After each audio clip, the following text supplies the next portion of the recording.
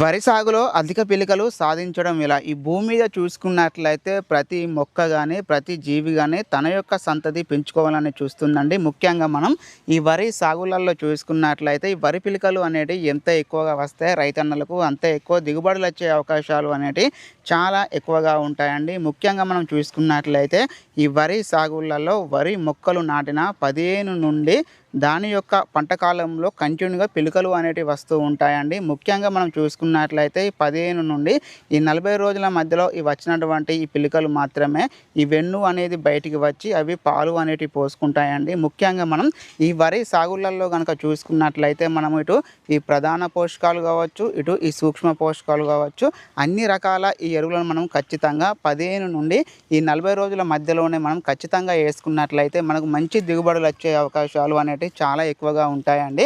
కానీ వరి సాగులలో చూసుకున్నట్లయితే రైతన్నలు వచ్చేసి ఎక్కువగా యూరియా, డిఏపి, 20-20 ఇలాంటి కాంప్లెక్స్ ఎరువులు మాత్రమే ఎక్కువగా వేస్తూ ఉంటారు.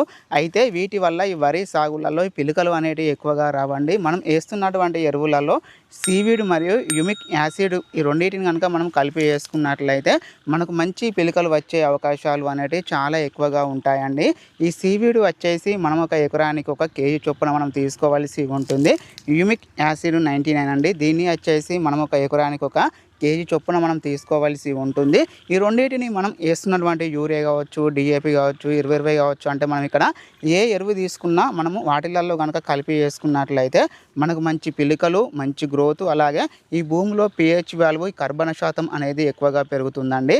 సో ఫ్రెండ్స్, మనం ఖచ్చితంగా వచ్చేసి మనం ఈ వరి సాగులలో సీవీడ్ మరియు యుమిక్ యాసిడ్ అనేటివి మనం ఖచ్చితంగా వేసుకున్నట్లయితే మనకు మంచి పిలికలు వచ్చే అవకాశాలు అనేటివి చాలా ఎక్కువగా ఉంటాయండి.